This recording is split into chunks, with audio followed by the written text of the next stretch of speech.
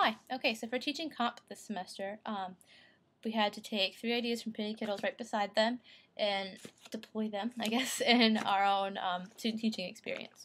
And so what I'm going to talk about is how that worked out, my impressions of this book, maybe some questions for Penny Kittle if I get there. But overall, I like the book. I like the format. It's easy to read. It's easy to follow. It's easy to reference later on. And it's very clear that Penny Kittle's style works for her. She has, great stories, great anecdotes, but at the same time, I just don't feel like it's for me. Like when I read, education books from other people, I take what they say with a grain of salt because it won't always work for me. Like when I read Wilhelm's, what did I read? Wilhelm's book, the one we had to read for class. I can't remember.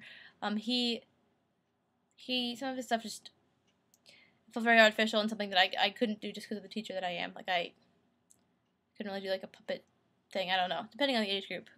That wouldn't work as well for me as it did for him, just because of who I am as a teacher.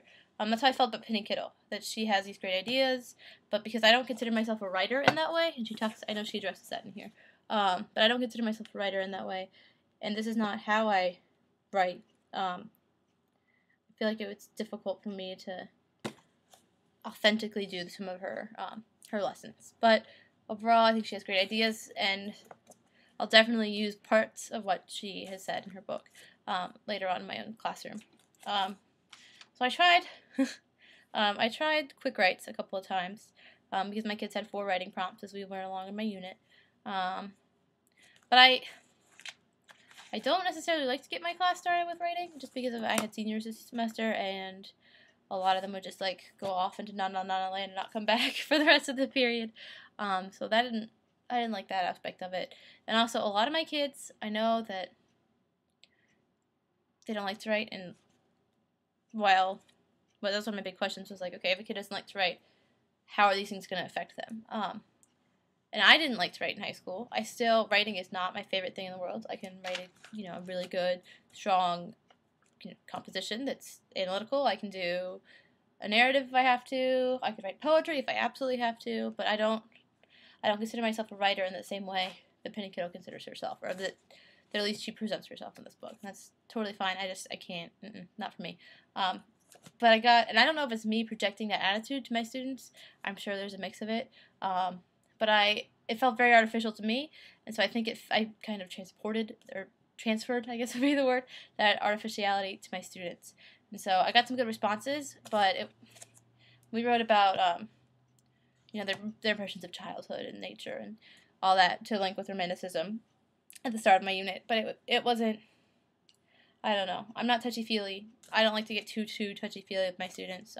There's certainly a degree of that in an English classroom, and that stuff comes out in the writing. But it was something that I felt was forced on them rather than something that came naturally. And so I understand for some kids you have to force it, like they don't want to write. But forcing them to write in that type of format right away just didn't really do it for me. What did work really well in terms of motivating kids to be creative with writing was their ghost stories that they did for me, just like how Mary Shelley wrote Frankenstein. That's what we did. And I had them, they could either come up with their own story, or they could retell like a plot of a movie that they liked. And having that kind of structure and that kind of building up to making some of them pick the ghost story as their final draft, that build up really helps. Whereas I think going in there and forcing them to like write about the creepiest thing, and I don't know, that wouldn't have gone as well, at least with my group of kids. I didn't feel like. And I can see quick writes, coming in really well to a writing classroom. And if you're that type of teacher and it works for you, that's great. But it felt artificial, it felt fake, and to me, and so I think I unintentionally gave that idea to my students as well, just because it wasn't something that I would do myself. She talks about modeling how you actually write, so maybe that's at will. Mix of both, I guess. But they talk about how modeling your own technique, and that just isn't for me. But the thing I did like was the model texts idea, and looking at certain authors' work and then applying that to their own writing. And I did this in a way, but I didn't push it. we looked at William Blake this semester, his specifically Songs of Innocence and Songs of Experience, and we did like Holy Thursday and Tiger and the Lamb, things like that. But I used that as a writing prompt, and they could either like write a poem or not. They didn't have to do a poem, especially as some 18-year-old boys have been like, "You want me to write what now?" So they could just write like a paragraph or a creative narrative, is what I said. And I liked that because they had some leeway with their form as long as they got the point of, looking at something from childhood experience and then looking back on it now. A lot of people did school buses. And that was one of my options. And I didn't necessarily show them something that I'd written, but I talked about all the things that I looked at differently. Like going outside was different when I was a kid. Puddles were different, less of an annoyance as a kid. I was excited about them. And school buses, definitely, we talked about how when you're a elementary school kid, you're like in love with the school bus, and then when you get to high school, it's like, I have to ride what? I need my own car, Mom. But I think that's really, the model text idea as a whole, I think is really good, because it helps students remember the author later on. Like, my students may not have remembered Coleridge as well on the test as they did Blake, and I think part of it is because I made them relate themselves to Blake. And so, with the whole model text idea, that's definitely something I could use in the future. It does take an element of creativity to get all that together, but that worked out well. I would definitely do that again. And I wish I had incorporated more with other poets. We did a little bit with Keats, but not too much. Not as much as I focused on Blake, just because Blake had a nice format and a nice, it was kind of like already outlined for me type of thing. So it occurred to me like that. In terms of, the last thing I did was grammar and context. And I wish I had done more of this, and in the future when I have my own class and it's not so many different polls on me at the same time that I'm going nuts, when I have more control over what I have to do, I will definitely use grammar and context in this way. I do like grammar worksheets, I'm going to say it. Now, I don't like them in isolation, and I don't like them just to do them. Like, I don't like, Like, make me do a comma sheet just because do them I don't like.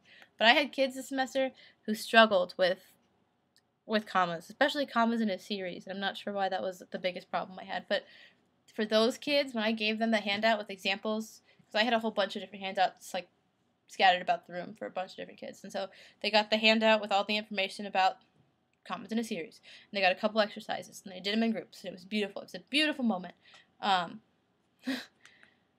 The practice of actually going through and doing it on like, I guess, an artificial assignment, and then having to do it to their own work helped scaffold them in. So I liked that, and we only really did that like 2 or 3 days this semester, which is not how I originally intended it, and I wish that I had done more.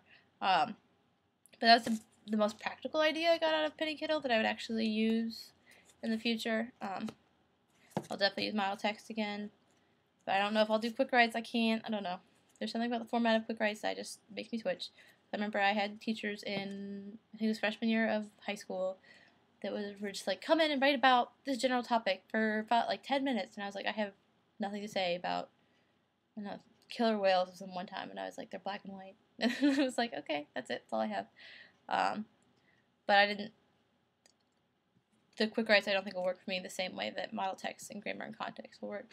I think grammar and context is a great idea. Penny Kittle's book isn't the only one that I've gotten that idea from.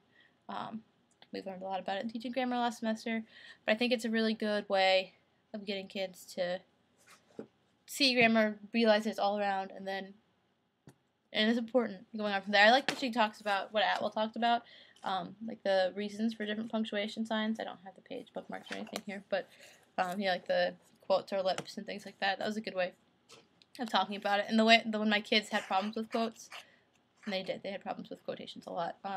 That's how we looked at them, and that seemed to help a lot. But overall, I can see this working if it works for the teacher.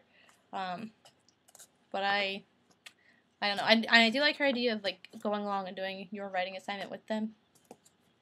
I like it, but I don't like it because I can see like the first year teaching is going to be stressful enough. Student teaching was stressful enough. I just don't like. I need to keep in the practice of writing. That's something that I've realized. And I will certainly make as much effort as I can to do things like that as I write with my students. But I'm not sure I'm not sure how I feel about that in terms of logistics in my own life. But of course, like, I want to do anything possible to be a good teacher, so I'll play around in the future. I'll definitely use some of these ideas in the future. Maybe I can find a way to adapt quick writes that won't make me twitch, but overall, I liked Penny Kittle. Not my favorite book ever. I don't really consider myself a writing teacher in the same way she considers herself a writing teacher. Like, I think it's more important for kids to read and learn mechanics of writing, because I don't... Creative writing skills are certainly important, and maybe it's because I've taught seniors this semester. At the point that I was at with them, it was like they needed enough skills to take them to the next step in their lives. And so, a bunch of my kids are going to college, and I had a bunch of engineers, so, like, I worked really hard with them on getting the commas and getting, semicolons and colons and all that down. Especially my kids today, they're going to be engineers, so they're going to go into, like, being a mechanic or something like that, and you got to write up reports, anything like that. We worked really hard on punctuation. And I don't know how much creative writing skills really help when you're a senior in high school and you don't like to write. I don't know. I feel like if it was started later or earlier on, it would make more of a difference. But I'm a little bit rambly now, so I'm gonna stop. But overall, I mean, it's an interesting book. I'm definitely gonna hang on to it and use ideas from it again. So that's it.